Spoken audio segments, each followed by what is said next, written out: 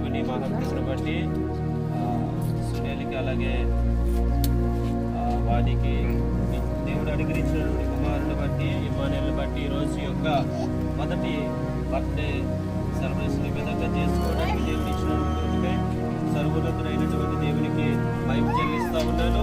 ముందుగా చిన్న ప్రార్థన చేసుకున్న తర్వాత లేఖన భాగం చదువుకుందాం. పరిశుద్ర ప్రేమ కలిగినటువంటి మా ప్రియ పరలోకపు తండ్రి, నీ ఘనమైన శ్రేష్టమైన నామాన్ని బట్టి స్తుతిస్తా ఉన్నాం.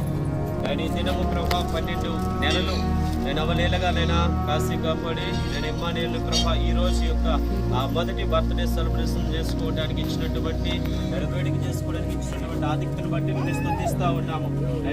నేను ఒక సేవకులంగా అలాగే నేను కుటుంబీకులంగా బంధువులుగా మేమందరము కలిసి ఈ యొక్క వేడుకలో పాల్గొనడానికి ఇచ్చినటువంటి కృపకై నేను స్తుతిస్తూ మహిమపరుస్తూ ఉన్నాము.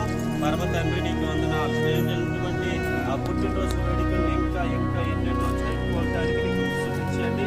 ఆయన సహాయం అనుగ్రహించమని నేను సమయాల వలె ఆయన ఒక బిడ్డను నేను పెంచడానికి తన తల్లిదండ్రులకు సరైనటువంటి జ్ఞానము చేత భద్రపరచుకోమని అడుగుతా ఉన్నాము. లోకానుసారమైనటువంటి ఆ సహవాసం కాకుండా ప్రభు నీతో నేను సహవాసం కలిగిన యొక్క కార్యమంతట్లో కూడా నీ యొక్క కృపాన్ని జ్ఞానముతో నింపమని అడుగుతూ సదా నీవే జ్ఞాపకం చేసుకొని అడుగుతున్నాను. ఈ సమయంలోనైనా లేఖన భాగాలను చదువుతూ కేక్ కట్ చేస్తా ఉండగా నేను ఈ స్థలం ముందు నీ కృప విస్తరింపజేసి నేను ఆత్మ విస్తరింపజేసి నీ సన్నిధిని నేను ఈ స్థలం ముందు నీ ప్రసన్నతను దయచేయమని అడుగుతూ నేను సమస్తము కూడా నీకే సమర్పించుకుంటూ యేసయ్య అతి పరిశుద్ధ నామములో అది వ్యక్తులుగా నీకు వేడుకొస్తున్నాము తండ్రి.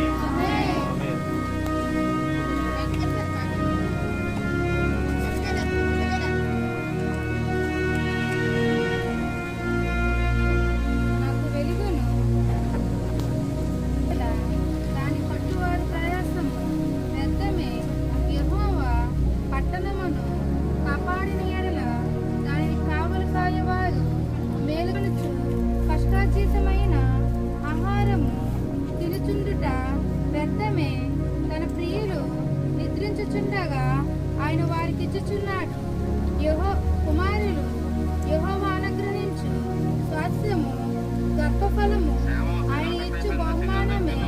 యవ్వన కాలమందు పుట్టిన కుమారులు బలవంతుని చేతిలోని బాణముల వంటి వారు. వారితో తన అంబులు పొది నింపుకొని వాడు ధన్యుడు. అట్టి వారు సిగ్గుపడక గుమ్మములో తమ విరోధులతో వాదించుదరు. నిజంగా దేవుని వాక్యాన్ని బట్టి మనం చూస్తా ఉన్నప్పుడు కుమారుని యెహోవా అనుగ్రహించేటువంటి సాక్ష్యమని పరిశుద్ధ లేఖనాలు మాట్లాడుతూ ఉన్నాయి. కనుక మొదటి వర్షంలో చూస్తా ఉన్నాం, యెహోవా ఇల్లు కట్టించేట దాని కట్టువారు ప్రయాసము వ్యర్థమే, యెహోవా పట్టణమును కాపాడిన దాని కావలి కాయవారు ప్రయాసము వ్యర్థమని పరిశుద్ధ లేఖనాలు మాట్లాడుతూ ఉన్నాయి. కనుక ఏ కార్యం చేసినా ఏ పని చేసినా కూడా ఆ పనిలో ఆ కార్యంలో ఎవరికి మహిమార్థమైనటువంటి కార్యం ఉండాలంటే దేవునికి మహిమార్థమైనటువంటి కార్యము ఉండాలి. ప్రతి విషయంలో కూడా దేవునికి మహిమ తెచ్చేదిగా ఉండాలని పరిశుద్ధ లేఖనాలు తెలియజేస్తాము. ఎందుకనంటే యెహోవా కాపాడి ఉన్నాడు కనుక. యెహోవా కాపుదల లేకపోతే జీవించుట చాలా అసాధ్యమైనటువంటి పనిగా పరిశుద్ధ లేఖనాలు మాట్లాడుతూ ఉన్నాయి. కనుక యెహోవా అనుగ్రహించు సాక్ష్యం అని, నిజంగా ఇమ్మానుయేలు ఎవరు అనుగ్రహించినటువంటి సాక్ష్యం అని అంటే యెహోవా అనుగ్రహించినటువంటి సాక్ష్యం. ఎందుకంటే ఆ సాక్ష్యము మనము ఎప్పుడు కూడా పోగొట్టుకోకూడదు. ఆ సాక్ష్యాన్ని ఎప్పుడు కూడా పోగొట్టుకోకూడదు. దేవుడిచ్చినటువంటి సాక్ష్యం, దేవుడిచ్చినటువంటి అభిషేకాన్ని ఎప్పుడు కూడా పోగొట్టుకునేటువంటి వారిగా ఉండకూడదు. నిజంగా పరిశుద్ధ లేఖనాల్లో ఒక వ్యక్తిని చూస్తా ఉన్నాం.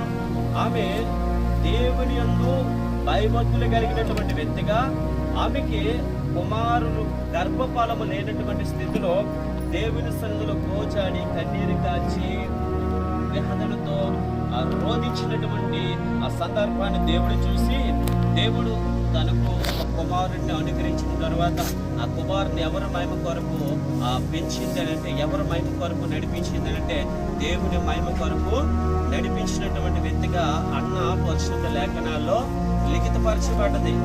అన్న పరిశుద్ధ గ్రంథంలో రాయబడ్డది. అట్టి విధముగానే ఇమ్మానుయేలు యొక్క జీవితంలో కూడా తన తల్లి కూడా అందరూ కూడా దేవుడు అనుగ్రహించినటువంటి ఒక బిడ్డ దేవునికి మహిమగా మన ఆత్మీయ జీవితాల్లో ఉంటారు.